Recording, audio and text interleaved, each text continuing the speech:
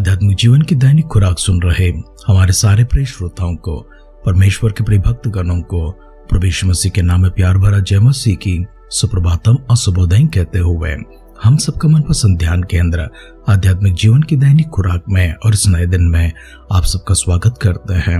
हमारी अध्ययन अय्यूब के ग्रंथ 13 अध्याय में चल रही है। उसका पहला वचन से पढ़ते हुए हमारी ध्यान को आगे बढ़ाएंगे।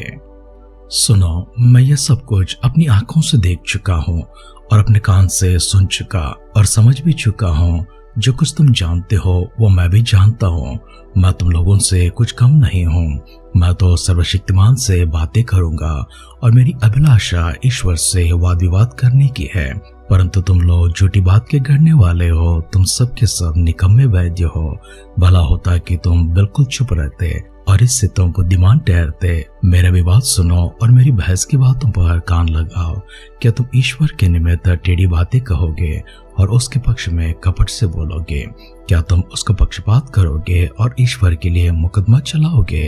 क्या यह भला होगा कि वह तुमको जांचे? क्या जैसा कोई मनुष्य को धोखा दे वैसा ही तुम क्या उसको भी धोखा दोगे? जो तुम छिप कर पक्षपात करो तो वह निश्चय तुमको डांटेगा।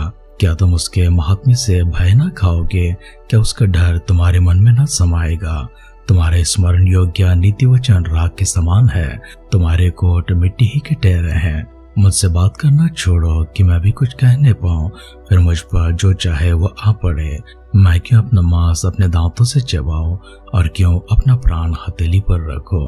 वह मुझे घात करेगा, मुझे कुछ आशा नहीं, तो भी मैं अपनी चाल चलन का पक्ष लूंगा और यह भी मेरा बचाव का कारण होगा कि भक्तिहीन जन उसके सामने नहीं जा सकता। चित लगाकर मेरी बात सुनो और मेरी विनती तुम्हारे कान में पड़े। देखो, मैंने अपना बहस की पूरी तैयारी की है। मुझे निश्चय है कि मैं निर्दोष ठहरूंगा। कौन है जो मुझसे मुकदमा लड़ सकेगा? ऐसा कोई पाया जाए तो मैं चुप होकर प्राण छोड़ूंगा। दो ही काम मुझसे न कर, तब मैं तुझसे नहीं छुपूंगा। अपनी ताड़ना मुझसे दूर कर ले और अपने भय से मुझे भयभीत न कर। तब तेरे बुलाने पर मैं बोलूंगा, नहीं तो मैं प्रश्न करूंगा और तू मुझे उत्तर दे। मुझसे कितने अधर्म के काम और पाप हुए हैं। मेरे अपराध और पाप मुझे जता दे। तो किस कारण अपना मुंह फेर लेता है और मुझे अपना शत्रु गिनता है? क्या तो उड़ते हुए पत्ते को भी कम पाएगा और सूखे डंठल के पीछे पड़ेगा? तो मेरे लिए कठिन दुखों को आज्ञा देता है और मेरी जवानी के अधर्म का पर मुझे भुगता देता है और मेरे पाँवों को काट में ठोकता है और मेरी सारी चाल चलन देखता रहता है और मेरे पाँवों की चारों ओर सीमा बांध लेता है और मैं सड़ी गली वस्तु के तुल्य हूँ जो नाश हो जाती है और कीड़े खाए कपड़े के तुल्य हूँ। अय्यूब का ग्रंथ 13 अध्याय का पहला वचन से लेकर आखिरी वचन तक हमने पढ़कर सुना है। हमारी इस पठन में अय्यूब को हम अपने मित्रों को जवाब देता हुआ एक और बार सुनते हैं और इस बार अय्यूब बिल्कुल तैयारी के साथ है और अय्यूब कहता है कि मैं परमेश्वर के साथ में उनसे वाद विवाद करना चाहता हूँ। मेरी मनसा यही है, मेरी चाहत यही है कि परमेश्वर से मैं वाद विवाद करूं और उससे पूछ सकूं कि मेरी ये दशा इस तरह से क्यों हो चुकी है, मैं इस प्रकार की हानि में क्यों पड़ गया हूँ। परमेश्वर से बातें करने के लिए मैं तो सिद्ध हो चुका हूँ, परंतु तुम तो अनर्थ की बातें कहते हो। भला होता कि तुम चुप ही बैठते, तुम ज्ञानी ठहराए जाते। तुम ऐसी बातें करते हो, तुम्हारा यहाँ पर आना और तुम्हारी बातें करना, तुम सब वैद्य के रूप में मेरी इस विपत्ति के समय, मेरी इस पीड़ा के समय, मेरे इस दर्द और मेरा पिघलता हुआ इस देह में एक निपुण की तरह आकर मुझे मलहम लगाना चाहते हो, परंतु तुम्हारी बातों ने मुझे मलहम लगाने के बजाय इतना सारा दुख दिया है। इसलिए मैं कामना करता हूँ और आशा करता हूँ कि भला होता कि तुम मेरे पास आते ही नहीं थे, और अगर आए भी होते तो मौन ही बैठ जाते। परंतु तुम इतनी सारी बातें करते हो। क्या ये बातें मैं नहीं जानता? क्या ये बातें सब लोग नहीं जानते? क्या तुम अपने आप को ज्ञानी ठहराने और मुझे तुझे ठहराने की कोशिश कर रहे हो? ऐसा संभव नहीं है। मैं तो परमेश्वर से भी मुकदमा लड़ने के लिए, अपना पक्ष रखते हुए वाद विवाद करने के लिए मैं सिद्ध हो चुका हूँ, परंतु तुम तो ऐसी बातें करते हो जैसे कि तुम परमेश्वर का पक्ष लेते हो।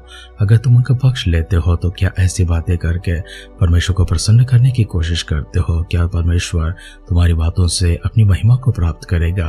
क्या परमेश्वर के में टेढ़ी बातें कहोगे और उसके पक्ष के कपट से बोलोगे?